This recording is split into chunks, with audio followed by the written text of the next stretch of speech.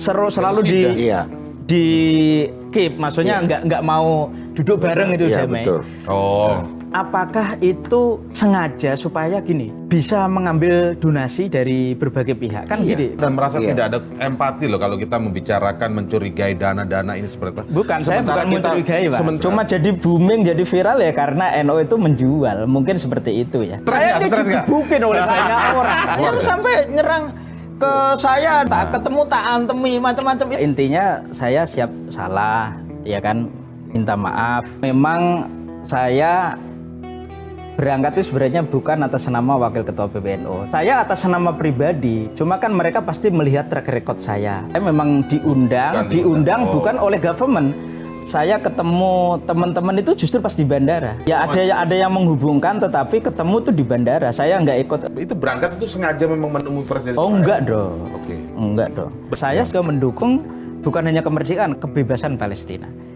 Kebebasan artinya lebih daripada sedikit merdeka. Karena kalau merdeka, Palestina udah merdeka tahun 1988. Segala bentuk kekejian pasti saya kutuk lah. Saya kan juga bukan untuk mendukung Israel kan. Saya bukan membela Israel ya. Saya ini kan ibaratnya rengginang di pojokan Trempolong. Asongan, Mas. Kadang makanan asongan tuh lebih diminati, Pak. Publik marah, Pak. Sebetulnya. Kita itu marah ya, Mas Indra. Itu dia. Kita marah dengerin. Yang tewas itu sudah... Korbannya itu sudah melampaui 186 tuh catatan. Caranya juga ya. Sama lah, misalkan Pak Jokowi datang ke Ukraina, itu kan ketika sedang terjadi konflik. Enggak, genosida. Kacamata ini lepas lah. Ini nurani. 79.000 tentara Israel itu udah jadi ODGJ, orang dengan gangguan jiwa. Bagaimana kalau three state solution? Palestina tuh di otoritas Palestina punya pemerintahan sendiri, misalkan Hamas digaya sendiri. Gaza, ya. Kemudian Israel udah. Kalau mau damai, masyarakat tentunya dari kedua pimpinan, baik dari pihak Palestina dan Israel harus mau duduk bareng. Hanya ada dua opsi, konflik terus menerus, atau kerjasama atau damai. Kalau Herzog sendiri gimana yang Anda temui itu? Saya meminta pihak Israel itu untuk menghentikan pembangunan pemukiman yang secara masif di tepi barat. Karena itu tanah dulu udah dikasihkan ke otoritas Palestina, ya ente jangan harus mundur. Hanya menyampaikan bahwa apa istilahnya ya mundur dari tepi barat dan jangan blokade ke Gaza. Apa responnya? Yang Anda sampaikan apa dan apa responnya dari Herzog itu? Dia juga berharap Indonesia bisa ya istilahnya punya hubungan baik dengan Israel.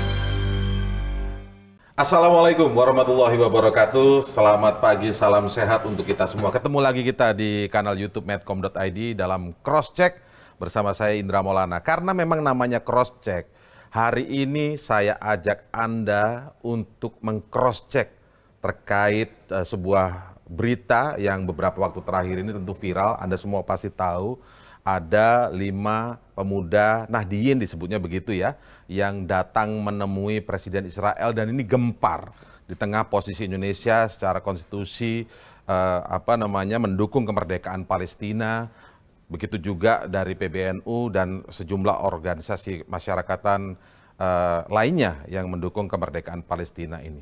Ada pertanyaan-pertanyaan, tapi hari ini kita memang harus mendengarkan apa sih alasan sebenarnya yang dimaksud, visi yang dibawa, apakah mereka sama sekali tidak melihat kondisi masyarakat Gaza Palestina yang sekarang begitu dibombardir dan jumlah korbannya sangat besar terkait pemuda Nahdliyin ini, kenapa mereka datang menemui Presiden Israel. Bahkan mantan Wakil Presiden Yusuf Kala sempat mengkritisi bahwa mereka foto dengan senyum sih, seolah ada kesan tidak ada empati di sana. Tapi baiklah, saya ajak Anda semua pemirsa Cross Check untuk mendengarkan langsung dari salah satu yang ikut dalam keberangkatan menemui Presiden Israel. Ada Pak Mas Sukron Makmun. Mas Sukron Makmun. Iya. Assalamualaikum Mas Sukron. Waalaikumsalam warahmatullahi wabarakatuh Mas Indra. Ini tekanan-tekanan masih terus datang ya? Masih. Masih ya? Oke. Saya nanti akan tanya, saya sapa Pak Play dulu. Pak Play ini adalah mantan diplomat dan bukan sekedar diplomat senior lah ya. Dan terus memperhatikan bagaimana hubungan internasional, geopolitik dan lain sebagainya sampai hari ini. Pak Play, terima kasih. Salam sehat Pak Play. Terima kasih, selamat pagi. Iya, physically. Lewat Zoom. By Zoom. Oke. Baik. Pak Sukron jangan khawatir untuk senyum di sini. Kalau ini kan diskusi aja nih. Kalau ketemu Presiden Israel nggak boleh senyum begitu. Masalahnya gitu. Tapi kami ingin tahu Pak, ini penasaran banget. Saya sengaja mengundang, ingin mengetahui Mas Sukron itu sebenarnya berangkat ke sana waktu itu statusnya sebagai pengurus NU bukan? Terima kasih Mas. Jadi kita ngobrol santai ya. Betul. Jadi kalau Pak Jika kemarin bilang ini fotonya salahnya senyum ya. Iya. Saya kalau dilihat itu saya paling pojok, saya nggak tersenyum itu Pak. Itu sengaja nggak senyum atau memang kebetulan Bukan, memang jarang saya senyum kalau difoto? Saya termasuk yang kebetulan nggak senyum dan memang nggak senyum gitu. Itu nggak senyum itu sebagai sebuah sikap atas bagaimana Anda melihat Israel atau memang kalau difoto kebiasaan nggak senyum? Bukan itu ya, untuk menjaga perasaan lah. Oke. Gitu ya. Itu disadari ya? Iya, waktu disadari. Itu ya? Tapi Untuk kenapa Anda menjaga nggak perasaan menolak untuk publik. difoto aja? Kenapa kok ikut foto? Loh, namanya orang ada yang foto, masuk kita nggak mau. Gitu ya. Itu kan manusiawi ya, kita difoto. Tapi kan memang saya coba lihat, saya nggak ada posting. Baik. Nah, kembali ke pertanyaan saya tadi. Iya. Anda berangkat waktu itu kan karena kita kan mengetahuinya nih, statusnya itu Anda adalah pengurus, bahkan disebut wakil ketua PWNU Banten. Nah, coba diceritakan dulu. Jadi memang saya berangkat itu sebenarnya bukan atas nama wakil ketua PBNU, dan kebetulan memang beberapa hari sebelum saya berangkat itu saya sudah lengser. Jadi istilahnya save by the bell lah. Kalau mau pinjam istilah Pak. Iya, jadi karena karena belnya udah selesai. Belnya udah selesai.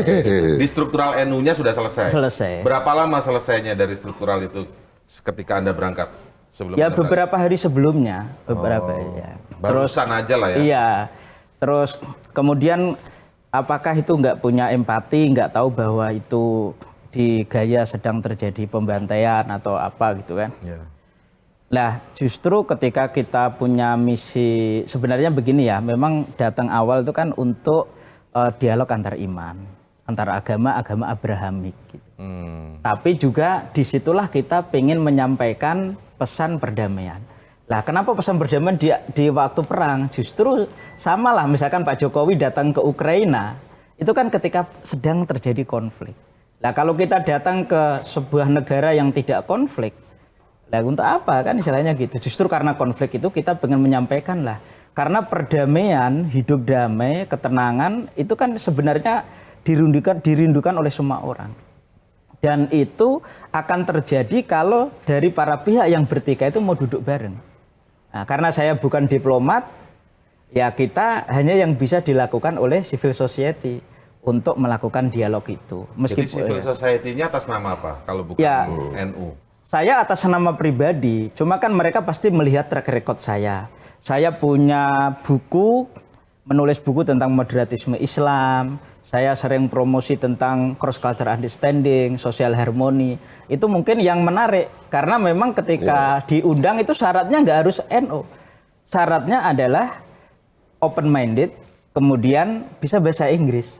Nah, ketika ada yang ngajak itu ya saya most welcome karena memang tujuannya kan kalau orang menghakimi saya ini kan ketika orang menilai sesuatu bahkan sampai kriminal kan harus satu pakai praduga tak bersalah dan harus melihat motifnya kan Pak Play. Ya kan motifnya Anda punya apa? praduga tak bersalah terhadap Zionis Israel? Ya enggak dong. Oke. Kalau itu kalau itu kan udah maklum. Cuma kan motif saya adalah menyampaikan pesan perdamaian itu kan justru gini, perdamaian itu justru akan lebih efektif ketika disuarakan oleh pihak yang lebih kuat. Ya kan? Kalau pihak yang lemah menyuarakan perdamaian itu kan tidak begitu efektif. Tapi kalau pihak yang kuat itu pasti efektif, Pak. Meskipun ya lagi-lagi bahwa saya ini bukan siapa-siapa. Berarti ini adalah undangan. Apanya? Yang Anda berangkat ke sana itu atau inisiatif? Ya inisiatif dari civil society. Kalau saya memang diundang bukan oleh government. Jadi diundang oleh satu komunitas yang mengatasnamakan gerakan civil society untuk perdamaian dan dialog antar agama samawi, agama Abrahamik lah. Namanya apa itu? Nama komunitas yang mengundang? Oh enggak ada komunitasnya. Ya pokoknya civil society punya inisiasi seperti itu. Oke, ini kan nggak mungkin kemarin ujuk-ujuk, ujuk itu apa bahasa Indonesianya ya? Tiba-tiba mendadak Anda berangkat bersama teman-teman yang lain, 4 teman yang lain gitu kan. Pasti ada kegiatan-kegiatan sebelumnya dengan 4 teman yang lain itu kan terkait dengan hal ini, pemikiran-pemikiran seperti ini. Yang ingin saya tanyakan begini, kan Anda baru selesainya di di kepengurusan NU itu kan baru beberapa hari sebelum Anda berangkat. Sering nggak berdiskusi ini tentang hal-hal ini dengan justru teman-teman pengurus NU? Bukan sekedar warga NU ya, tapi pengurus struktural NU. Mengenai apa? Ya mengenai hal-hal ini tentang yang tadi Anda sebut agama samawi dan lain sebagainya. Saya tanya juga soal rahim.or.id itu juga. Terus kemudian dengan aktivitas Anda bersama akhirnya terbuka dengan Israel dan lain sebagainya, itu pernah nggak didiskusikan di dalam NU, kepengurusan NU? Saya memang kalau diskusi di NU kan hanya terkait dengan hubungan agama dan negara, tentang moderatisme Islam. Itu tadi cross cultural understanding, bahwa memang di hubungan NU dengan sesama anak bangsa, dengan negara lain itu selalu ada namanya ukhuwah Islamiyah, ukhuwah watoniyah, ukhuwah sesama agama, sesama anak bangsa, ukhuwah sesama anak manusia. Itu ada dalam tradisi NU. Lah kalau mengenai rahim ini saya memang nggak tahu sama sekali. Rahim saya nggak tahu karena saya ketemu teman-teman itu justru pas di bandara. Kan kemarin ada yang nanya, bertemu di bandara. Kalau Mas Zainul senior saya waktu di Mesir, waktu di Lapsdam, gitu. Tapi kita nggak pernah di dalam satu komunitas yang membahas, karena Mas Zainul itu teman saya waktu di Lapsdam, waktu di Mesir. Menarik, berarti ketemu di bandara itu, ini artinya berangkat sendiri-sendiri nih sebenarnya. Ya ada yang menghubungkan, tetapi ketemu tuh di bandara. Saya nggak ikut komunitas-komunitas lain untuk mengadakan diskusi sebelumnya, enggak. Karena memang saya termasuk newbie lah di situ. Oke. Tapi memang pemikirannya sama tentang bagaimana harus menemui. Itu berangkat itu sengaja memang menemui Presiden Israel? Oh enggak dong. Enggak dong. Berangkat awal dari Indonesia. Kan dialog antar iman. Itu tadi. Dialog antar iman menyamakan perdamaian. Justru ini yang kadang banyak diketahui. Yang berangkat itu sebenarnya bukan hanya teman-teman Nahdliyin. Di situ ada beberapa agama lain. Karena memang tujuannya dialog antar agama. Dan sebenarnya kalau dicek di imigrasi misalkan ya Pak Play ya, itu kan dan sebelum-sebelumnya kan banyak ormas lain yang diundang dari lembaga lain, tidak hanya Nahdliyin Pak. Cuma jadi booming, jadi viral ya karena NU itu menjual, mungkin seperti itu ya. Menjadi booming, jadi viral tuh gara-gara ketemu Presiden Israelnya. Yang ormas lainnya ketemu nggak? Iya, Bapak cek aja. Ketemu juga? Iyalah ada, tapi dengan Presiden Israel tuh? Tapi bukan presiden yang sekarang kan, yang sebelum-sebelumnya Saban cek aja itu. Enggak, yang kemarin berangkatan kemarin. Yang kemarin kemarin nggak ada ormas lain, tapi sebelum-sebelumnya tuh ada. Bisa cek di imigrasi atau dicek di ini, pasti ketemu lah. Oke, baik. Sebelum nggak Pak Play ya, tahan dulu Pak. Saya masih banyak penasaran dulu. Harusnya Pak Play dulu, karena Pak Play senior beliau. Saya harusnya jangan menduli yang sepuh. Orang banyak bertanya, saya mau pertanyaan publik aja nih, Mas Sukron. Nah, artinya Mas Sukron, itu pembahasan yang seperti kita harus ketemu dengan pihak Israelnya untuk bicara soal bagaimana mau bicara perdamaian, kalau kemudian tahunya hanya satu pihak yang lain ini.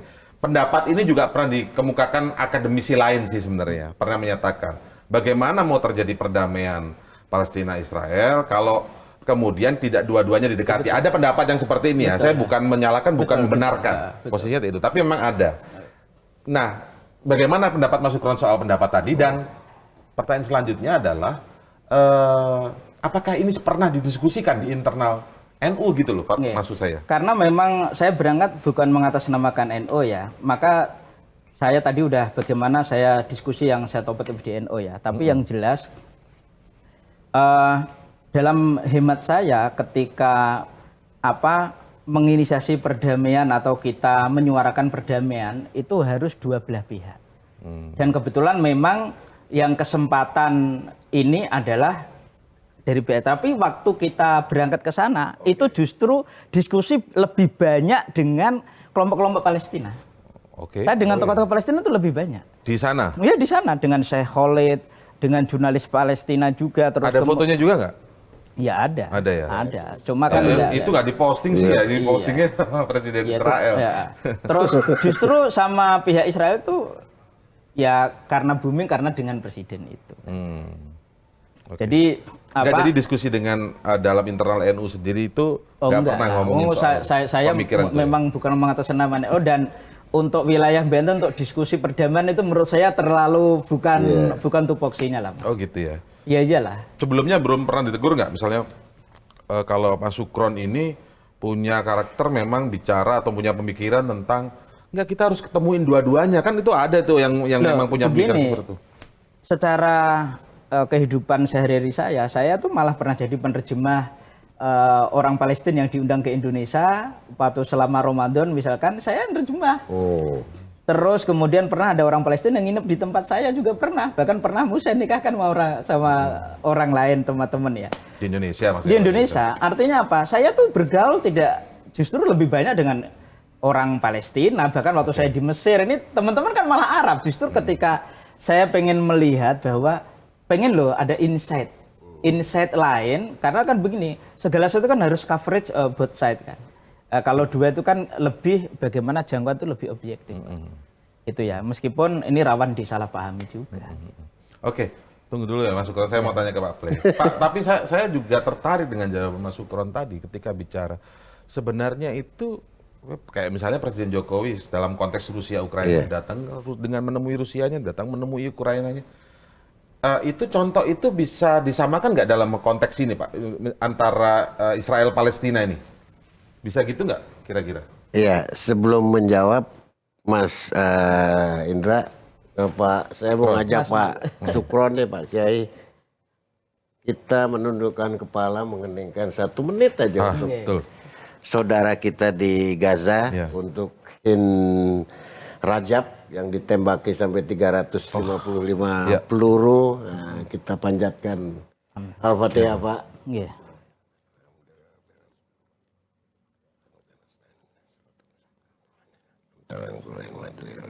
Amin. Terima kasih Pak Indra. Jadi, Pak. Itu satu hal yang publik marah Pak. Sebetulnya ada fakta yang luar biasa yang dilakukan oleh Israel. Ini kekejian yang di luar batas nalar bisa diterima, kemanusiaan itu. Nurani kita cabik-cabik dengan perbuatan itu. Sampai puncaknya tuh kemarin Israel sekarang ini Lancet dari Inggris sudah melaporkan 186.000 yang meninggal. Termasuk orang hilang, termasuk yang cacat mungkin. Dan itu bertambah Pak. 186.000 itu sudah mau naik nih 187 saya tadi lihat. Ini kita kan bicara di Jumat, nggak tahu nanti tayang di hari Minggu ya Pak. Betul. Jadi ada fakta yang kita harus akui bahwa kekejian ini tidak bisa dimaafkan apapun alasannya. Dan ini keji yang di luar batas kemanusiaan. Saya juga melihatnya ini bukan perang, tapi ini genosida. Ini pembantaian massal, ini ethnic cleansing, ini apartheid yang dipraktekkan secara sangat brutal. Mencabut.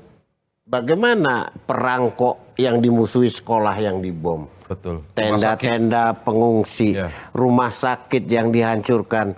Jadi tidak ada fasilitas militer, tidak ada kombatan yang sengaja diserang, tapi semuanya warga sipil. Ibu-ibu, anak-anak, wanita yang rahimnya nanti melahirkan anak-anak Palestina itu yang dihancurkan. Nah itu kan panggilan yang buat saya nggak bisa, itu panggilan nurani, nggak ada no excuse gitu. Bahwa ini kekejian yang harus dihentikan. Nah, orang gitu. Gambaran ini tentunya tidak bisa ditutup dengan oh ini kunjungan ke sana ketemu gitu. Untuk melakukan sebuah katakanlah upaya perdamaian, karena upaya perdamaian dilakukan di level global, level Dewan Keamanan PBB. Bahkan itu berapa puluh kali? Sudah ada resolusi berkali-kali. Sudah 40 kali resolusi Dewan Keamanan diveto Amerika soal Israel. Ada yang tidak diveto, dia abstain, tapi juga nggak jalan juga. Nggak jalan juga sampai sekarang. Ya. Jadi di resolusi di resolusi Majelis Umum itu sudah 140 mengenai Israel. Tidak bergeming. Saya tulis tahun 2010. Doktrin dunia tak berdaya. Jadi Israel itu membuat dunia tidak berdaya. Iya. Pak Kiai. Jadi kejahatannya jelas, kebrutalannya jelas, tapi nggak bisa ngapa-ngapain gitu loh. Seperti hanya bisa teriak-teriak aja. Betul. Nah itu yang kita sekarang ini sedihnya itu kan. Kok kayaknya nggak berdaya gitu. Semua sumber kekuatan nggak berdaya. Tapi kalau kita tarik ke belakang lagi, Israel itu kan di sini kekuatannya hanya di narasi propaganda. Narasinya itu yang membalikkan, lies itu membuat kebohongan untuk membalikkan bahwa Hamas itu teroris, bahwa Israel adalah korban, ini adalah... Kan ada yang berpikiran gini Pak Play. Iya. Orang yang cerdas itu melihat soal Palestina sekarang itu adalah Israel versus Hamas. Ya betul. Itu seperti... Iya. Itu narasi-narasi yang disengaja disebarkan oleh pers Israel melalui media barat. Selalu dibalik kan? Dibalik untuk mendukung Zionisme, gerakan Zionisme di semua lapisan gitu. Bagaimana mereka itu membungkus kekhawatiran sebetulnya. Bahwa ini kekuatan settler kolonial yang menduduki, yang mencuri tanah Palestina ini untuk bagaimana melindungi dirinya yang sebetulnya rapuh. Dia tahu tuh rapuh. Tapi narasi ini Pak Play, masalahnya juga ada di pegiat-pegiat sosial media di tanah air Pak. Iya, betul. Meyakini itu. Betul. Orang kalau memandang Israel Palestina itu bodoh. Iya. Yang pintar cara melihatnya Israel versus Hamas. Enggak. Ini sampai diyakini dengan pemikiran, tapi namanya pemikiran ini kan kemerdekaan berpendapat. Betul, tapi saya juga bertanya-tanya, kok bisa begitu gitu? Ya, saya juga sedihnya itu pemihakan ini apakah pemihakan yang murni, gitu loh, terhadap Israel itu kan? Buzzer-buzzer itu katakanlah, itu kan menurut saya ya tidak ada esensi apa-apa yang diperjuangkan, dong itu sudah jelas. Bagaimana kalau keluarganya, ibunya, anaknya ada di situ dan dibom dengan bom yang seberat 900 kilo. Bom yang dijatuhkan untuk tenda yang diisi pengungsi, anak-anak, wanita, orang tua, 900 kilo bomnya. Artinya sudah telanjang Pak ya, sudah terlihat mata, kasat mata jelas sekali. Jelas. Dan bukan itu sebuah kebohongan informasi, bukan hoax, sudah clear. Bukan fabrikasi, bukan segala macam. Tapi dunia tak berdaya, itu yang membuat kita. Tapi saya kembali ke pertanyaan tadi Pak. Artinya apakah bisa disamakan dengan Ukraina Rusia? Nah, posisi seseorang ketika dia melangkah menjadi katakanlah broker, itu kan harus ada positioning Pak. Seseorang yang saya akan menamaikan Presiden Rusia Putin dengan Zelensky. Ukraina. Ya posisinya harus sama. Tidak mungkin masyarakat luas, NGO atau apa ujuk-ujuk. Ini salaman nih. Enggak. Karena itu di situ ada level representativeness. Anda mewakili siapa, Anda berbuat apa, Anda punya kredensial apa. Nah bahasanya tuh kredensial. Kredensial ini yang ya Anda harus punya sesuatu kekuatan di belakang itu. Tapi kalau di luar yang bicara orang siapa yang datang begitu Pak, atau mau menjadi broker, katakanlah ini nggak menjadi broker ya. Tapi kondisi Israel Palestina itu apakah sama dengan Ukraina Rusia? Enggak. Karena kalau Ukraina Rusia tadi kan sebutnya war lah ini ibaratnya. Tapi kalau ini kan genosida. Kalau kita sepakat dengan kalimat genosida, dan ini semuanya sudah diambil alih oleh kekuatan besar. Oleh Dewan Keamanan PBB dengan resolusi 2735 kemarin 10 Juni. Sudah oleh ICC bahkan. ICJ memutuskan bahwa harus menghentikan Israel ini melakukan pengeboman yang harus dihentikan. Segera ngikutin perintahnya untuk stop. Bahkan perintah menangkap Netanyahu itu ICC. Itu keluar atau belum keluar? Udah keluar. Katanya formalitinya tanggal 20 ini akan disampaikan untuk dilakukan itu. Nah, jadi semua forum besarnya sudah dilakukan oleh dunia secara global. Ya? Itu nggak ngefek. Mereka tetap menyerbu aja. Mereka tetap tidak mendengar, tidak mau mendengar, dibutakan matanya, ditutup telinganya, ditutup hatinya kan sudah kalau kayak gitu. Dikeraskan hatinya. Dikeraskan hatinya. Jadi udah tidak melihat itu sebuah penderitaan untuk orang lain. Bagaimana tentara bisa menembaki seorang Hind Rajab di dalam kendaraan, di dalam mobil yang berisi 6 keluarganya. Betul. Menghabiskan 360 peluru, butir peluru hanya untuk seorang anak umur 6 tahun. Anak wanita ini kan mesin gun lah gitu. Iya, ini sudah kebiadaban yang di luar peri kemanusiaan yang kita nggak bisa terima pakai akal sehat atau nurani apapun. Berbeda kondisinya Mas Sukro. Iya. Tidak bisa disamakan dengan Ukraina, Rusia tadi misalnya kalau Anda mencontohkan Pak Jokowi datang ke sana. Konteksnya begini Mas. Itu perspektif yang berbeda tentunya ya. Tapi saya melihat fenomena yang ada di Timur Tengah ya. Timur Tengah dulu itu kan sebenarnya ini kan konflik Arab yang menyempit ke konflik Israel Palestina. Dulu itu kan Arab tuh sering berperang, ya kan? Pernah perang 6 hari, kemudian Yom Kippur. Pak Play juga pasti tahu, yang lain juga tahu. Tapi sekarang itu menyempit menjadi konflik antara Israel dan Palestina saja. Nah, beberapa negara Arab itu kan sebenarnya gini, hanya ada 2 opsi, konflik terus-menerus atau kerjasama atau damai. Yang opsi kedua ini kerjasama atau damai saja, tapi nggak kerjasama, kan gitu. Ada beberapa negara Arab itu yang realistis karena mereka sudah mulai menimbang ternyata kekuatan itu udah mulai nggak seimbang. Kekuatan antara apa nih? Kekuatan militer antara Israel dengan negaranya itu semakin dalam. Palestina nggak punya tentara, Pak. Iya. Nggak, ini saya negara-negara Arab dulu nggih, Pak Play. Lah, Mesir itu dulu pernah perang. Malah 2 kali termasuk. Kemudian Jordania pernah perang. Akhirnya milih sekarang itu damai. Ada negara-negara yang milih kerjasama. Contohnya kemarin yang baru buka itu Uni Emirat Arab ya tahun 2020. Kemudian ada Sudan, ada Bahrain, Maroko, Emirat, ya UAE itu kan Pak.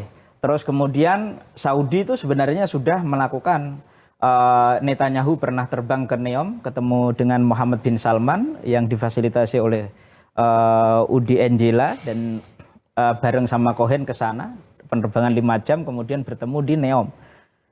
Karena Mohammed bin Salman ini lebih menghargai bapaknya karena bapaknya masih hidup, Raja Salman yang masih punya posisi bahwa tidak akan membuka hubungan diplomatik dengan Israel selama konflik Palestina itu belum selesai. Selama Palestina belum merdeka. Selama Palestina belum merdeka, dan itu dulu pernah digulirkan di Liga Arab kan. Tapi Mohammed bin Salman ini hampir sama dengan Pangeran Bandar bin Sultan. Kalau Raja Salman itu sama dengan Pangeran Turki bin Faisal. Yang pokoknya kalau konflik itu belum selesai ya kita nggak usah buka. Gitu. Tapi Raja Salman, Mohammed bin Salman karena itu semacam raja de facto-nya kan, walaupun bapaknya masih hidup, beliau tetap menghormati sikap bapaknya maka tidak mau membuka hubungan diplomatik. Tetapi secara de facto bahwa mereka itu sebenarnya punya hubungan diam-diam. Karena apa? Saudi misalkan pengen lebih visi 2030 itu lebih jalan. Termasuk Uni Emirat Arab juga sama, Mesir juga sama, punya visi 2030 yang penting adalah ekonomi. Ekonomi dan juga kedamaian. Nah, tapi saya bukan berpihak ke yang mana. Cuma saya justru lebih berpihak kepada masyarakat sipil.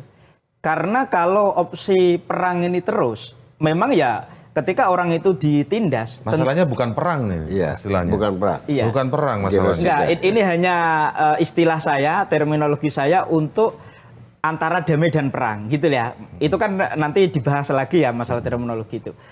Intinya gini, kalau mau damai, masyarakat tentunya dari kedua pimpinan, baik dari pihak Palestina dan Israel harus mau duduk bareng.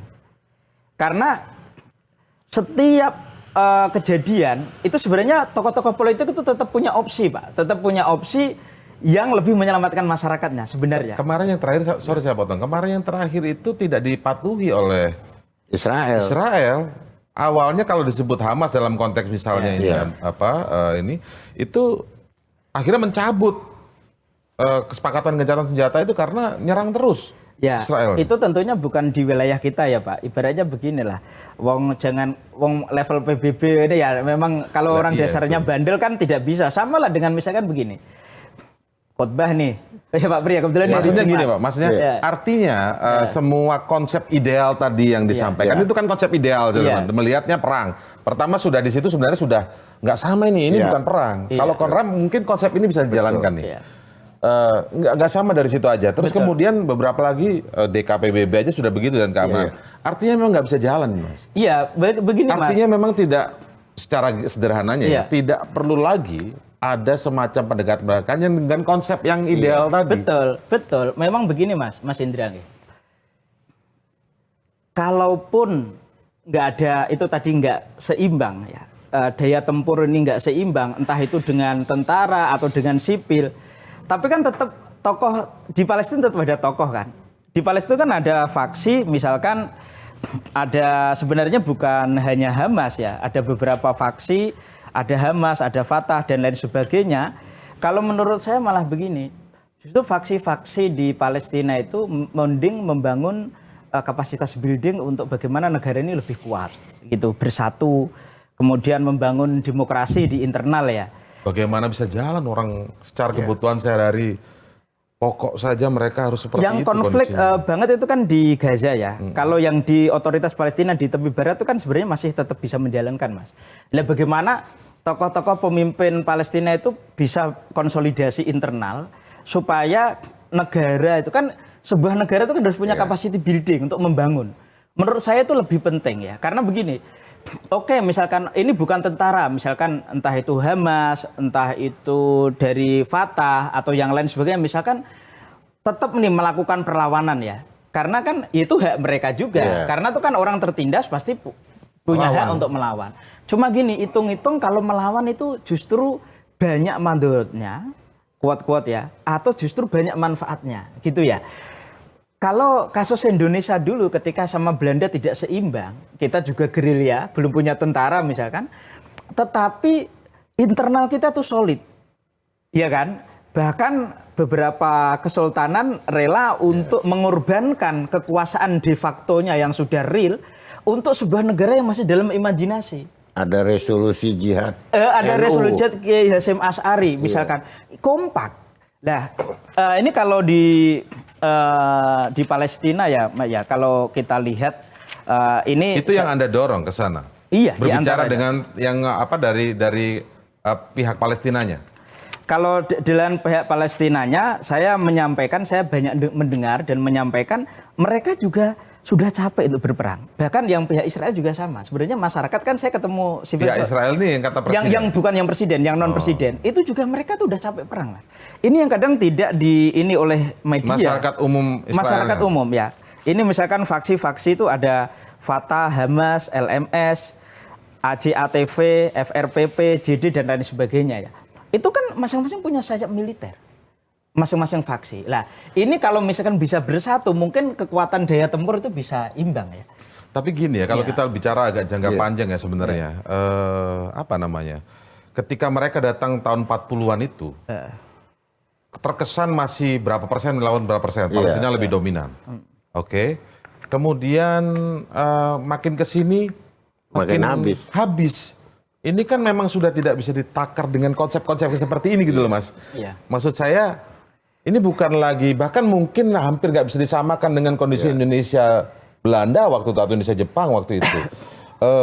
Sangat jauh berbeda gitu. Jadi konsepnya memang sudah harus Israel ya. Nah, sekarang siapa yang punya konsep yang sudah pasti itu?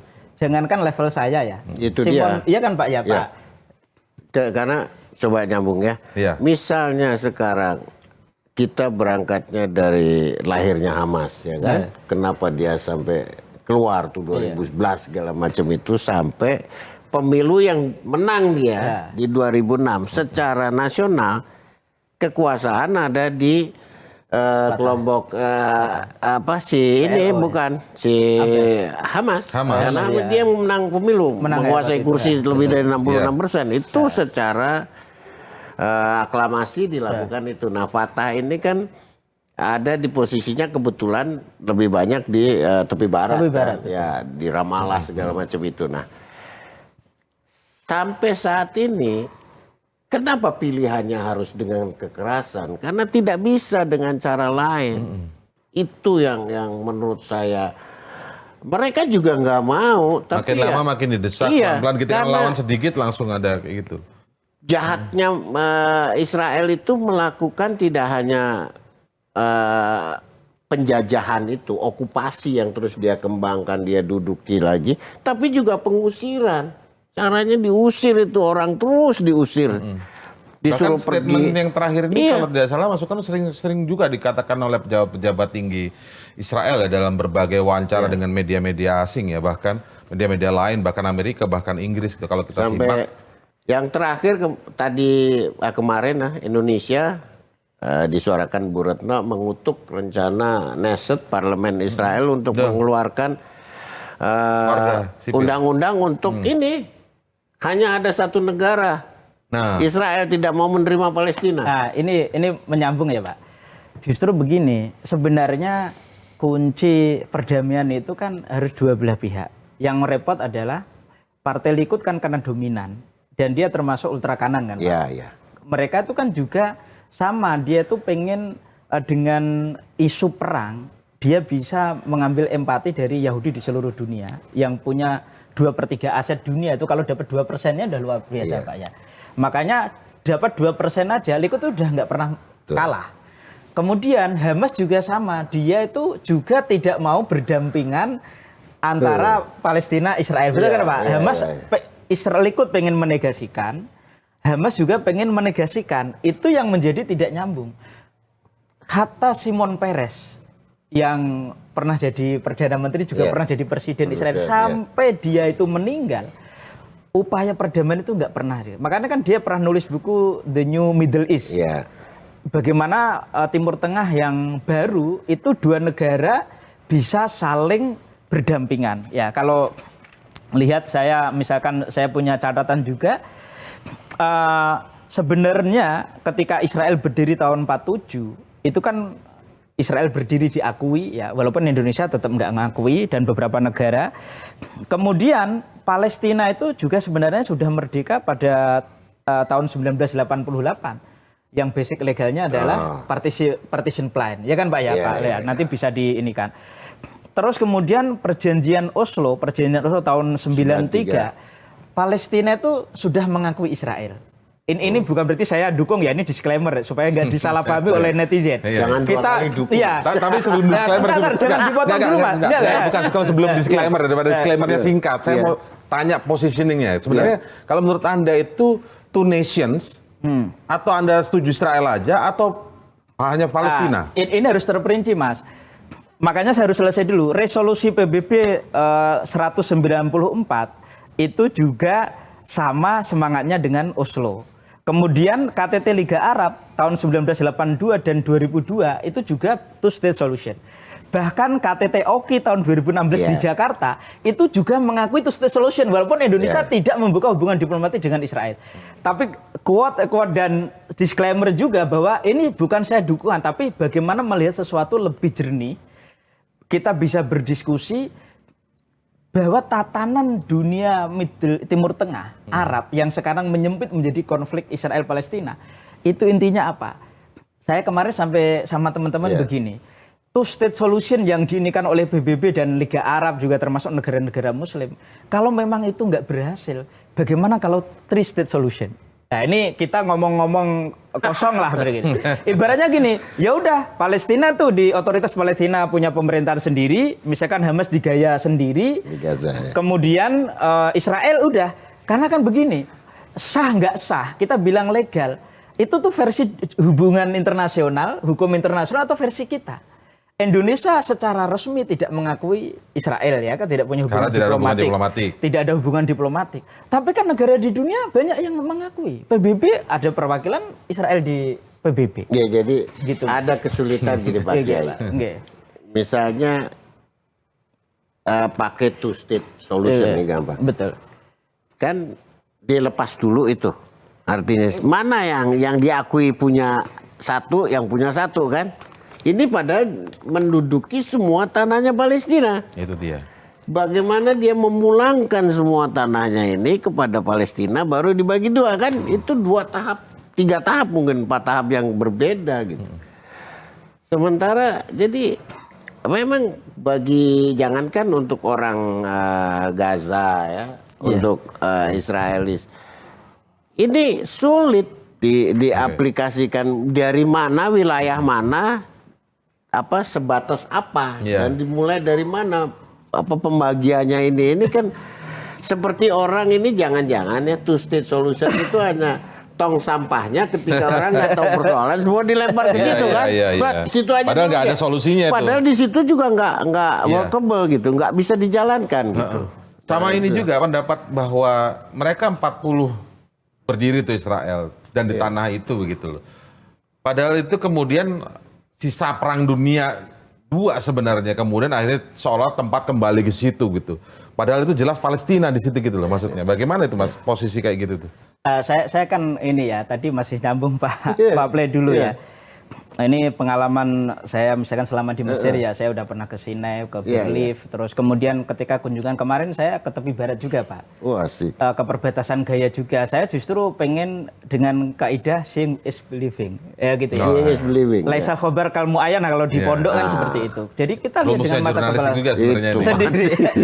Jadi begini Pak ya. Seeing is believing. Sebelum tahun 1967, kayak misalkan tepi barat itu masih wilayah Jordan. Tahun 48 sampai 67 wilayah Jordan. Jordan punya Jordan. Karena perang 6 hari akhirnya menang Israel. Israel mengambil tuh tepi barat. Sama dengan Gaza itu kan dulu wilayah Mesir, Pak. Pernah dikuasai Mesir, termasuk sampai Rafah itu ya. Sampai Gaza itu pernah jadi wilayah Mesir. Kemudian ketika perang itu 67 itu didudukin oleh Israel. Lah kemudian ketika perjanjian Oslo tahun 93, Pak Pole pasti tahu banget karena beliau diplomat.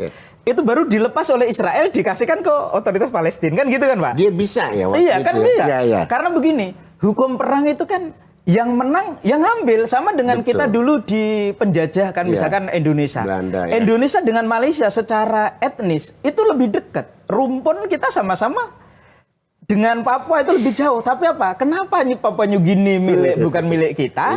Sementara Papua milik kita. Kemudian Malaysia justru milik Inggris kan itu jadi beda kan. Artinya begini. Pembagian penjajah. Penjajah itu kan jadi suka-suka dan akhirnya jadi legal, Pak. Nah, ini yang harus kita sadari bersama, tapi ya tetap disclaimer bukan berarti saya nganu Israel. Nah, ini posisi Anda menjelaskan pemikiran Anda secara lebih detail. Supaya lebih detail. Kayak gini juga. Ketika perang 67 terus kemudian perang 73 Yom Kippur itu kan Israel itu bisa merebut dataran Golan. Ya, sampai sekarang akhirnya ya dengan konsekuensi perang itu pengungsi di berbagai negara termasuk di internal negara-negara Arab sendiri maupun di Eropa itu menanggung gara-gara perang itu. Baik kondisi sosial, ekonomi, politik. Dan negara-negara Eropa itu juga kena beban, termasuk kayak Jordania yang menampung pengungsi juga. Terus kayak kasus Black September tahun 70-71 di Jordania ya. Itu kan juga ketika Jordan awalnya itu mendukung perjuangan PLO Yasser Arafat waktu itu. Tapi ketika Yasser Arafat bisa memukul mundur Israel, dia akhirnya malah pengen menggulingkan Raja Hussein misalkan. Yang akhirnya menjadi Jordan itu akhirnya juga dibantu oleh Israel karena PLO dibantu oleh Syria. Nah itu kan jadi complicated, Pak. Jadi persoalan ini complicated. Nah, makanya saya bilang begini ya, dalam hati saya bagaimana kita lupakan dari baik dua belah pihak yang bertikai ini, lupakan masa lalu yang kelam, yang sangat complicated. Karena kalau kita usut-usut nggak akan pernah selesai. Karena benang itu udah terlampau kusut. Lah bagaimana duduk bareng, hidup berdampingan, gitu kan? Makanya itu tadi. Atau minimal itu konsolidasi kekuatan internal di pihak Palestina sendiri. Ya Pak Kiai, Bonggo. Jadi ibaratnya kalau Pak Kiai ini main kendang ya kan, suaranya harus sama penarinya di sana kan. Masalahnya di sana belum tentu sama. Betul, itu ngerinya. Kendangnya dimainkan, nari tariannya masih yang lain. Jadi enggak. Ya tapi begini Pak, memang upayanya sih. Kita memang ya itu tadi, jangankan level saya, Gus Dur yang pernah yang secara status sosialnya jauh lebih tinggi, kemudian lebih intelek. Itu gini, saya tuh begini ya, kayak misalkan khotbah Jumat tadi itu. Khotbah Jumat itu kan mau level ustadz yang kampung maupun level imam Masjid Istiqlal, namanya khotbah tetap ittaqullah, bertakwalah. Tapi apakah impact ketika orang ittaqullah jamaah langsung bertakwa? Atau kadang tiap Jumat nih udah dengar dalam 1 tahun orang itu ditarget pasti bisa ittaqullah, bisa bertakwa. Belum tentu. Dan apakah ada jaminan level imam Masjid Istiqlal ketika ngomong itu langsung bertakwa, yang orang kampung pasti dijamin pasti nggak ngefek. Belum tentu loh Pak. Kadang yang orang yang nggak pernah didengar, ini karena dianggap tidak punya konflik of interest, malah bisa jadi didengar. Intinya kebaikan itu harus disuarakan Pak, meskipun ya tentunya punya resiko meskipun pahit. Sekarang terima resikonya. Ya terima resiko. Saya digebukin oleh banyak orang. Tenang. Iya gitu. Tapi stres banget ya? Enggak. Ya saya begini ya, saya yang penting kan motif ya. Orang melakukan sesuatu kan selalu dilihat niatnya. Kan dalam konsep hadis kan innamal a'malu binniyat. Nawaitunya apa? Ya kan. Lah kalau sekarang misalkan ada kamu ketemu itu Ismail Haniyah, saya siap akan menyuarakan itu. Diundang mau ketemu Mahmud Abbas, siap.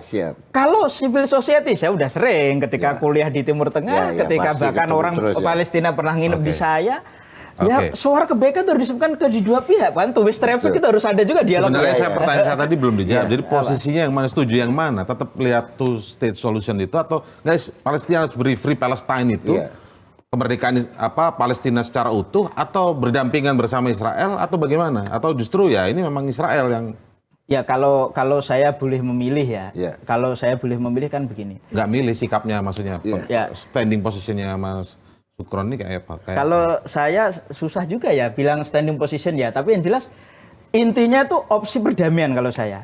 Entah itu mau bentuk two state solution, karena kan gini. Hidup itu sebenarnya kan ada negara tuh yang unik juga kan Pak. Yang penting rukun aja. Karena kalau nggak rukun, namanya perang, kematian itu pasti menjadi konsekuensi. Kalau dengan melihat kondisi yang sekarang, bagaimana Anda melihat Israel itu? Yang dilakukan oleh Netanyahu itu? Ya, segala bentuk kekejian pasti saya kutuk lah. Namanya orang kekejian. Ada resolusi dari DKPBB yang sudah berkali-kali, tapi kemudian bahkan saat Ramadan harusnya berhenti, masih ada serangan. Saya pernah menyampaikan ke ini orang Israel itu. Israel juga harus tahu diri. Satu, harus menghentikan pembangunan pemukiman di tepi barat. Saya lihat sendiri Pak. Jadi kalau Bapak lihat, ini saya boleh berdiri. Boleh. Jadi ini saya di wilayah Israel di atas ini. Bawah ini Arab Palestina. Di sebelah sana itu Yahudi ultra-ortodok yang garis kanan banget. Itu perumahannya memang bagus-bagus Pak. Dan dia itu, kata teman saya yang Yahudi, itu mereka itu tidak membayar pajak, hanya disuruh sekolah agama Yahudi itu. Tapi perumahan bagus-bagus. Sementara yang orang Yahudi biasa bayar pajak Pak. Ini ada satu ketidakadilan yang diprotes oleh sesama orang Yahudi. Terus tambahin tuh Pak Kiai sebelum selesai. Katanya yang tinggal di settlement itu yang baru. Itu bukan cuma orang Yahudi.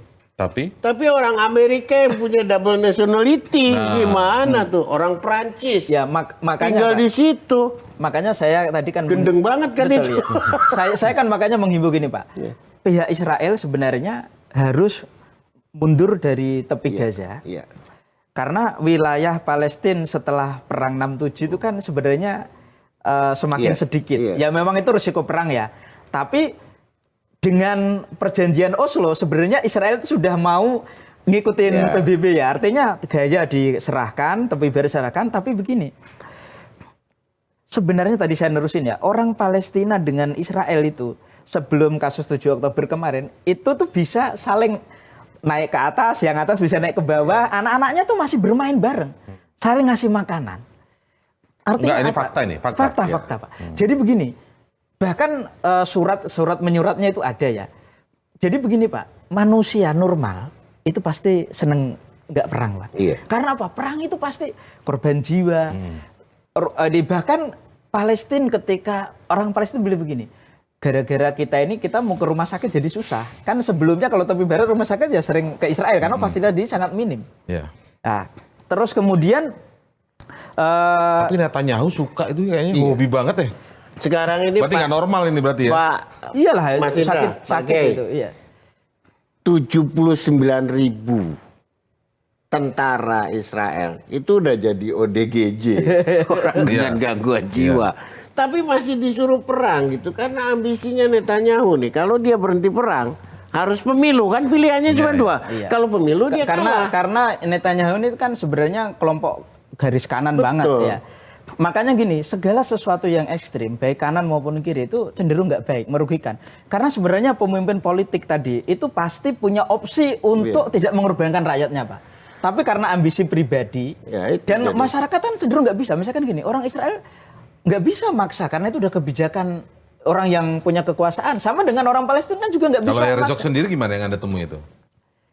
Saya nggak sampai ke situ ya. Ya hanya menyampaikan bahwa apa istilahnya ya mundur dari tepi barat dan jangan blokade ke Gaza.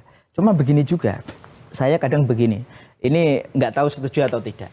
Kita bisa nggak mempertanyakan begini, apakah isu-isu perang itu apakah sengaja dikip oleh pihak Yahudi sendiri supaya bisa menarik dana, atau justru dikip oleh pihak dalam tanda kurung pihak Palestina, salah satu beberapa oknum pihak di Palestina. Sebentar Mbak, bentar. Maksudnya isu-isu perang itu apa maksudnya? Ya maksudnya kan isu perang selalu di keep, maksudnya nggak mau duduk bareng itu damai. Betul. Apakah itu sengaja supaya gini bisa mengambil donasi dari berbagai pihak kan gini, orang-orang Arab yang kaya itu juga gampang ketika dibikin sentimen bahwa terjadi genosida itu gampang sekali untuk mengeluarkan dana. Saya nggak tahu kalau di Indonesia kan, misalkan di Indonesia ketika ini ada genosida ini kan itu juga gampang donasi. Kemudian mohon maaf apakah pemerintah itu juga bisa mengkontrol misalkan aliran dana, apakah betul bisa masuk ke sana yang didapat dari masyarakat itu apakah bisa sampai ke betul-betul sampai ke Palestina. Itu kan sebenarnya Kemlu punya otoritas untuk memanggil dubes Palestina. Berapa donasi yang dapat, kemudian itu menurut saya jumlah hal yang lain ya ketika Anda bicara tentang bagaimana mendatangi sana ada pengumpulan donasi kan ini jadi melebar nih gitu. Ini satu hal yang memang harus jadi concern tertentu begitu kan. Jangan sampai ada lari ke saya tahu lah nanti ini arahnya kemana kan. Tapi persoalannya gini loh. Iya, ini tadi kaitan dengan di Arab ya, kasus di Arab Pak. Karena orang Arab kan banyak kaya-kaya Pak, terutama di Teluk itu. Itu ketika ada ini soal Palestina, itu memang mereka itu duit mengalir. Tapi kan gini ya Pak, duit mengalir kalau misalkan tokoh-tokoh Palestina itu lebih tadi fokus kepada pembangunan capacity building untuk sekolah, untuk hal-hal yang bagaimana membangun generasi Palestina itu lebih top. Saya rasa itu pilihan yang lebih bijak menurut saya Pak ya. Dari misalkan gini, oke ya dia punya hak juga untuk beli senjata karena tadi ditindas melawan. Itu kan pilihan yang saya nggak bisa ini gitu. Kita kurang tepat dan merasa tidak ada empati loh kalau kita membicarakan mencurigai dana-dana ini seperti itu. Bukan, saya bukan mencurigai Pak. Sementara kita lihat ada anak-anak kecil di sana, ibu-ibu, dan ini berita-berita ini bukan berita-berita sosmed loh, ini berita-berita media kredibel. Bahkan media-media di Amerika, di Inggris, Al Jazeera itu berita-berita yang memang diserang itu korbannya ya mereka itu perempuan, anak-anak. Sementara kita di sini sedang bicarakan donasi ini, jangan-jangan donasinya kemana nih? Kayaknya kurang ada empati di situ menurut saya. Jadi pengalihan isu itu. Menurut saya begitu jadinya Mas. Ya itu ini jangan di framing sebagai kurang empati juga, Pak. Jadi bukan framing, kayaknya memang kurang pas gitu loh, Mas. Ya, enggak, justru saya melihat begini. Saya melihat realita di sana yang minimnya fasilitas. Itu kan nggak salah Pak sebagai publik juga. Karena begini, bentuk demografi Palestina dan Israel itu unik, Pak. Maksudnya tidak satu agama aja, Pak. Itu dari berbagai kelompok agama, berbagai etnis juga, Pak. Artinya begini, kalau tokoh-tokoh tadi ya, tadi yang Likud yang terlalu keras, kemudian ada dari kelompok sebelah juga yang keras, itu nggak mau duduk, memang nggak akan pernah selesai kayaknya Pak. Gimana Pak Play ya? Iya, kalau saya melihat kacamata ini lepaslah. Ini nurani, back to hati nurani kita. Orang di Swedia dipikir beragama, di Norwegia beragama, enggak kan? Di Jepang juga enggak, tapi panggilan kemanusiaan atas penderitaan ini tidak bisa disangkal.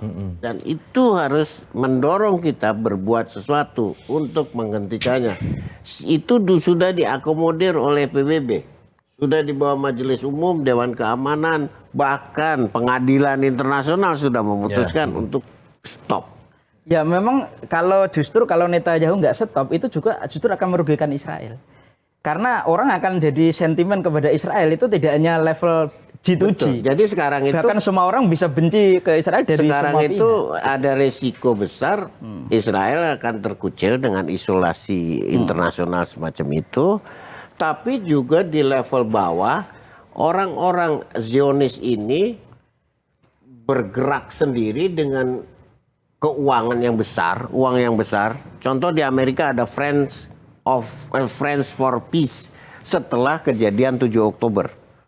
Dia galang dana tuh para miliuner, uangnya dikumpulin macam-macam, masuk kampus, masuk ini.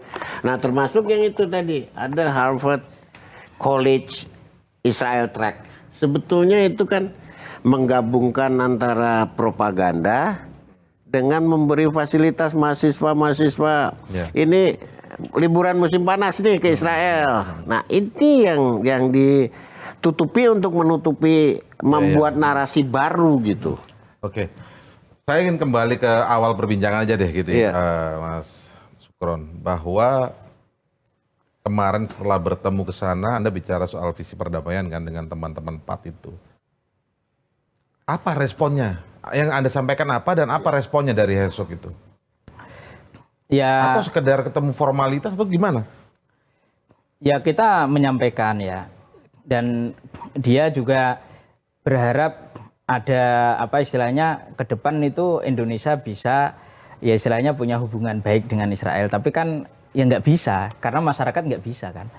Saya menyampaikan ke teman-teman Israel ya nggak bisa. Sekarang itu nggak bisa karena pemerintah itu akan mendengar masyarakatnya. Ada perdebatan nggak dengan Herzog? Enggak lah, enggak ada. Nggak ada ya? Ya dia cuma berharap begitu aja. Ya namanya kita ngomong presiden kan kita bukan dialog seperti itu Pak ya.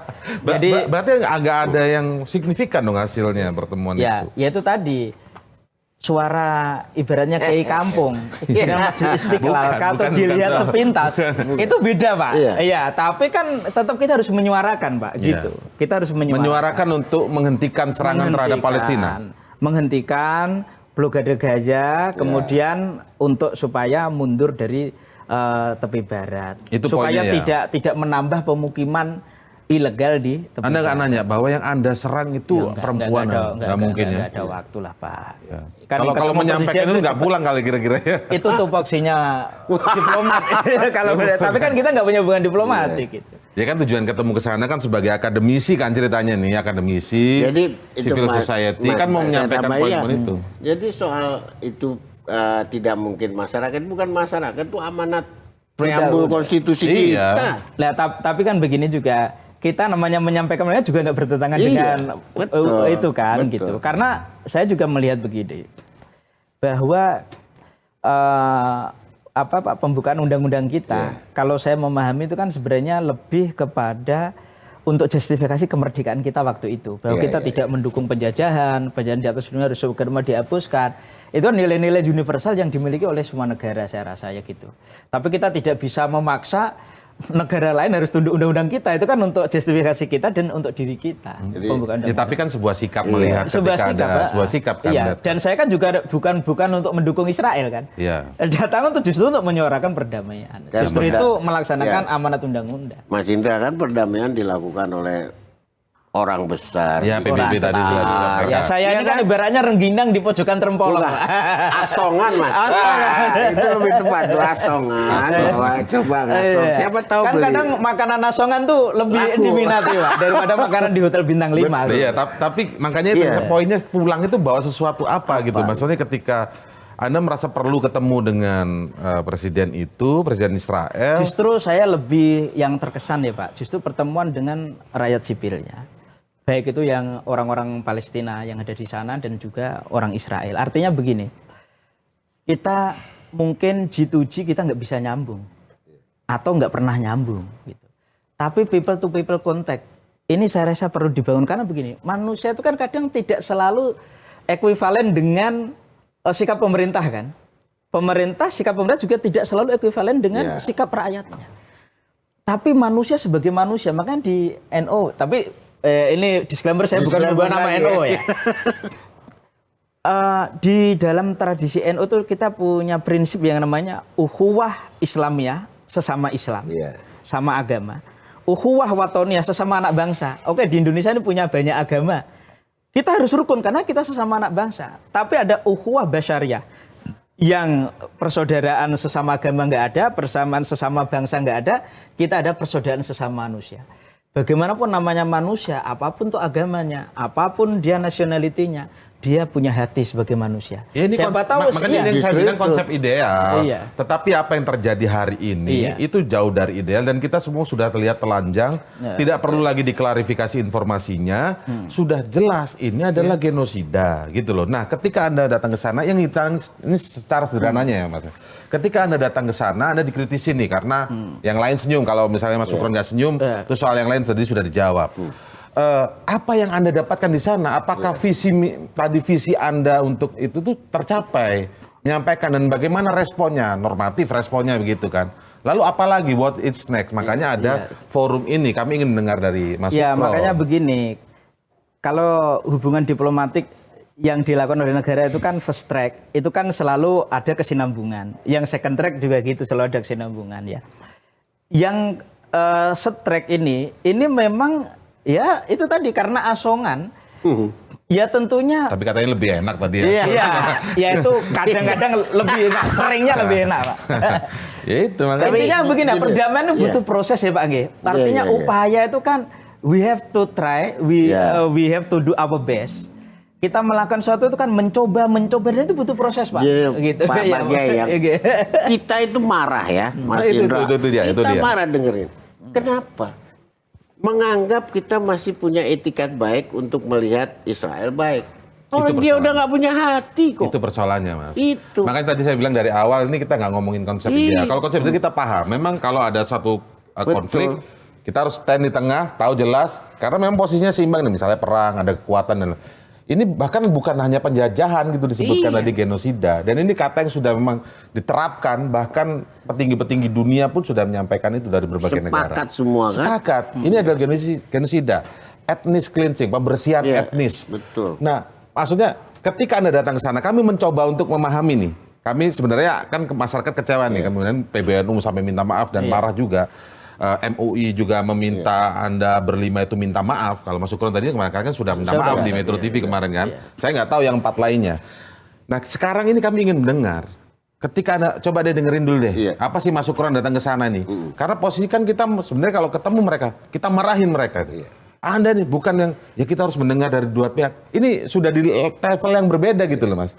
Ya. Di step yang berbeda. Makanya saya tanya tadi, positioning Anda itu di mana sih sebenarnya sebelum saya tanya lebih jauh? Ya intinya saya siap salah, ya kan, minta maaf karena ini berbeda dengan. Jangan minta maaf kepada ya kepada masyarakat Indonesia. Ya. Persepsi dengan persepsi mainstream masyarakat Indonesia ya. Cuma begini, kalau sikap pemerintah kita udah jelaskan, firm bahwa mendukung kemerdekaan Palestina. Saya secara pribadi juga mendukung bukan hanya kemerdekaan, karena Palestina sudah merdeka, kebebasan Palestina. Kebebasan artinya lebih daripada sedikit merdeka, karena kalau merdeka Palestina sudah merdeka tahun 1988. Harus betul-betul bebas gitu. Tapi kan begini ya, kita bagaimana mau didengar oleh, misalkan saya tengkar nih sama Pak Ple kan. Sampean kalau udah berpihak kepada saya, Pak Ple pasti nggak mau dengar. Betul. Nah, jadi harus ini posisi di tengah ya. Saya itu kan juga sering ketemu orang Palestina, makanya saya ngomong ketemu sama orang Israel juga pengen mendengar dari grassroots itu bagaimana gitu. Ya itu yang saya maksud tadi, konsep ideal, Mas. Cuma kalau konsep ideal memang too good to be true kan, Pak. Kalau idealnya nggak too good to be true ya nggak bisa. Sebentar, Pak, saya izin dulu saya masih mau berkutat di sini. Kita harus detail ya, coba ya. Betul. Mas Sukron menganalogikan kalau Mas Sukron sedang bertengkar dengan Pak Ple tentang satu hal. Posisinya sama ini, belum tentu Pak Ple benar, belum tentu Mas Sukron benar. Dalam hal ini, Pak Ple ini diam, Anda sakiti terus, misalnya sebagai analogi ya, Anda sakiti terus, ini konteksnya bukan tengkar. Anda saya lihat tengkar, Pak, karena begini. Membuli. Anda membuli, kan bahkan begini, menyakiti. Kalau apakah saya harus mendengar tidak berpihak kepada Pak Ple, gitu loh maksudnya itu? Lain dong. Faktanya itu kan itu ada serang. Cuma kekuatannya yang beda. Ya gitu kan. Tetap ada. Ya walaupun ini, saya karena ditindas ya saya melawan. Ya benar juga, semua benar. Cuma kan saya posisi begini. Ya serba salah kalau ini kan ibaratnya gini.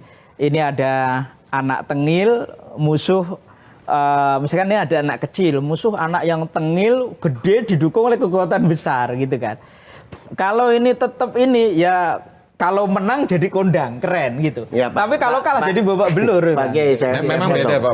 Ini standingnya sih agak beda. Jadi gini, Pak Kiai katakanlah ke sana pergi, ketemu satu orang. Kan tidak mewakili potret yang terjadi mayoritas.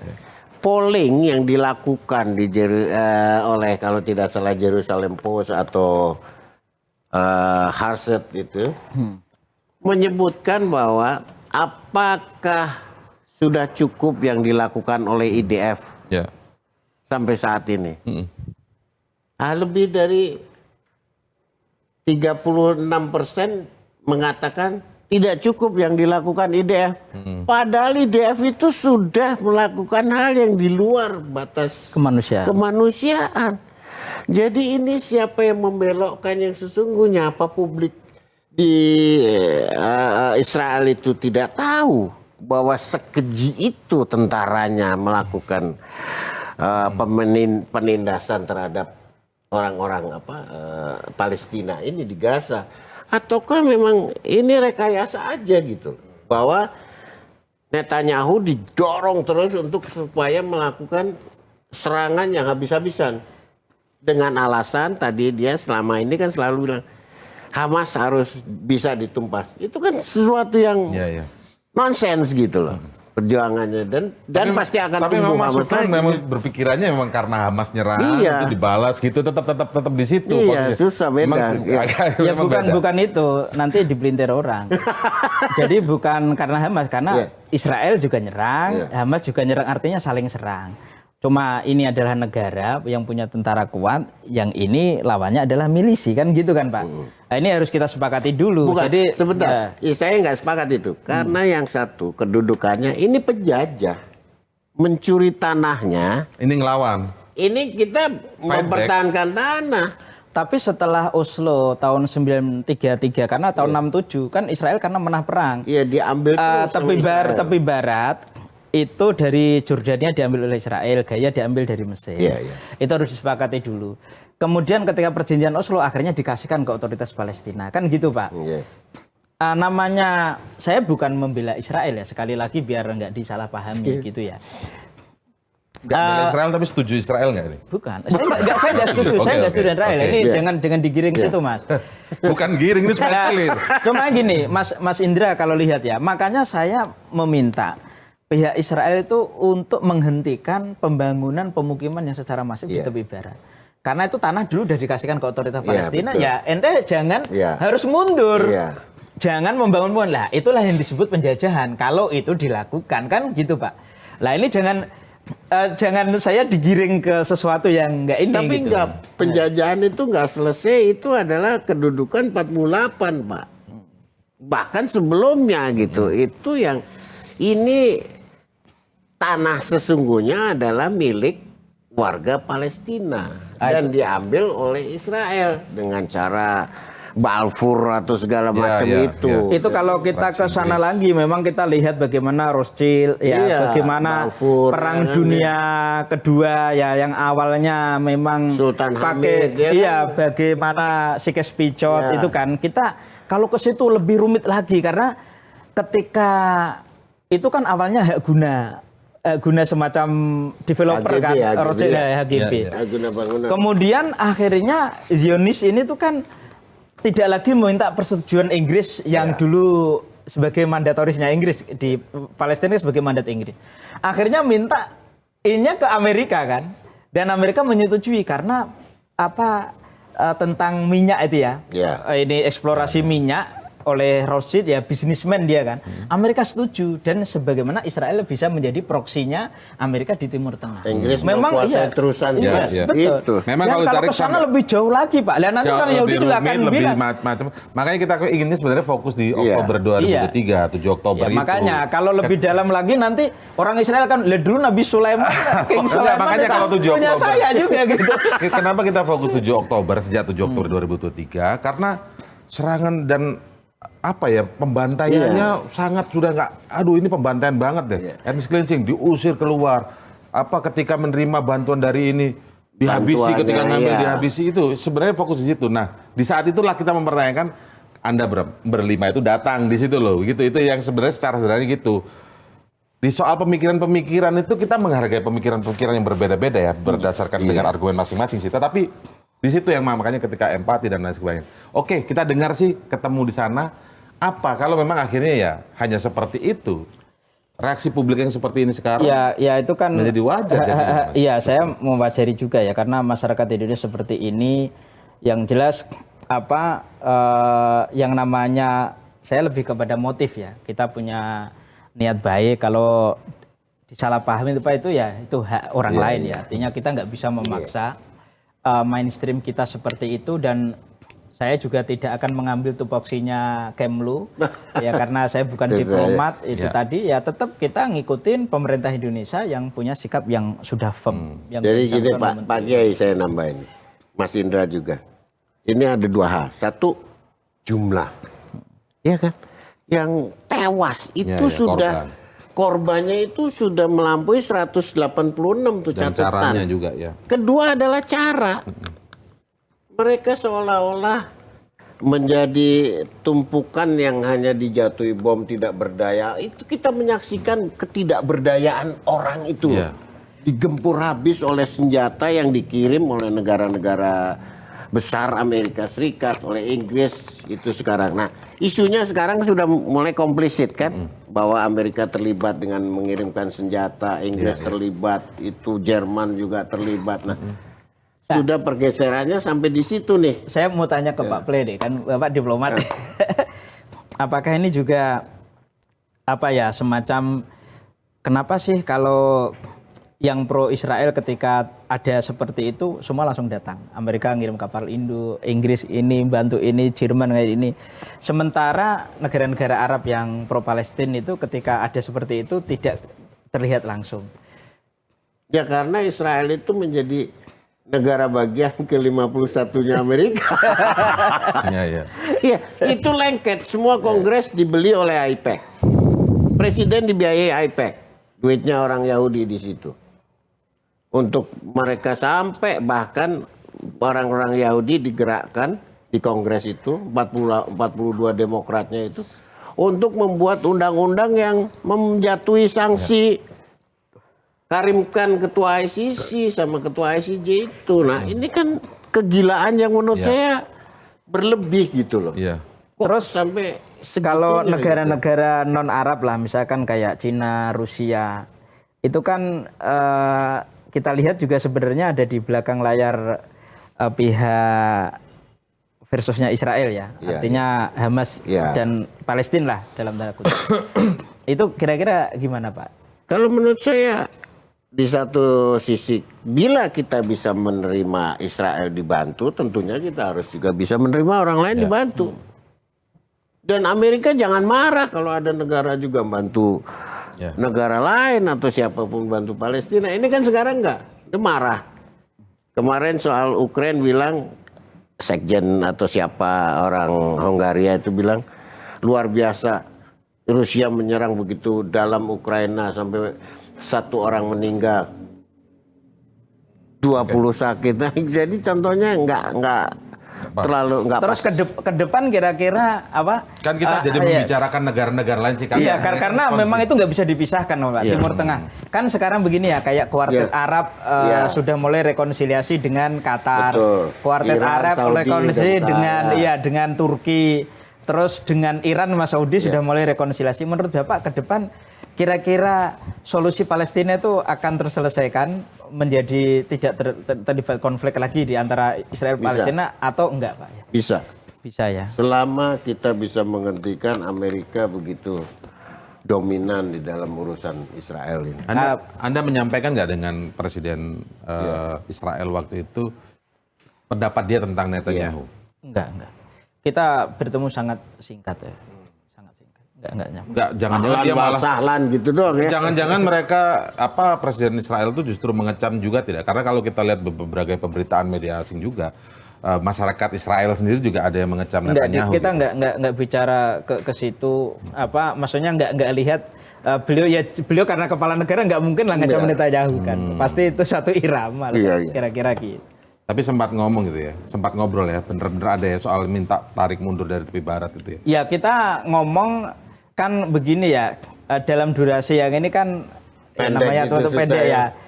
Susah, tapi kita menyampaikan pakai bahasa Inggris. Okay. Ya pokoknya masyarakat kita pada umumnya, walaupun saya nggak mewakili masyarakat ini kan, nanti kalau masyarakat lu siapa kan gitu. Betul. Istilahnya Kang Asongan tadi. Kang Asongan. Intinya pemukiman di tepi barat itu ya memang harus mundur dan jangan blokade Gaza karena atas nama kemanusiaan ya Pak, atas nama kemanusiaan. Jadi sekali lagi saya bukan mendukung genosida Israel, tapi bagaimana ke depan supaya konflik di Timur Tengah ini nggak berkepanjangan lah, karena kasihan hak sipil warga Palestina. Itu persamaan pandangan berarti kita ya, sama melihat ada hak sipil dasar yang dilanggar. Hak sipil, dan bahkan hak sipil itu sebenarnya bukan hanya di satu pihak ya. Di kedua belah pihak itu pasti ada ketika perang. Lagi Israel lagi. Iya. lagi hak sipilnya sana Israel lagi. Ya kan begini Pak, Iya. namanya orang sipil itu dari kedua belah pihak pasti jadi korban Pak.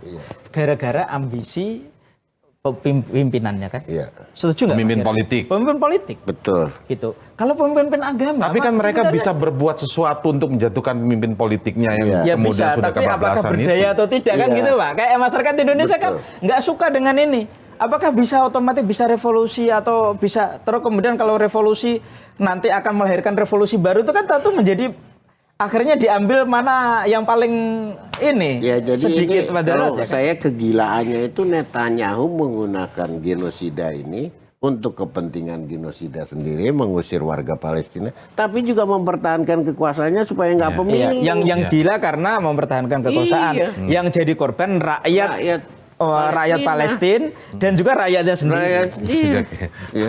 Ya itu pandangan pandangan masing-masing kan. Memang tempat cross check ini kita untuk melihat pandangan-pandangan dan tapi ini pandangan kapasitas saya sebagai pribadi. Kapasitas kayaknya saya trauma dikaitkan sama itu kayaknya trauma. Biar nggak digoreng, Pak. Iya, betul. Karena kita gini, kalau semangatnya itu tadi mengadili atau semangatnya adalah untuk diskusi, is okay.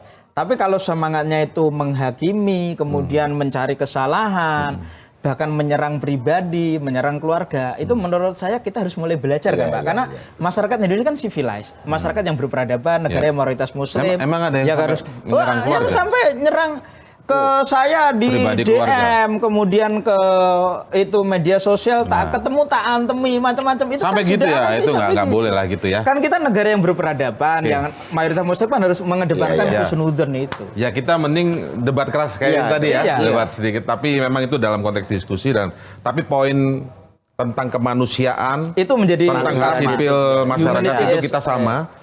Memperjuangkan, mungkin ada caranya yang beda-beda.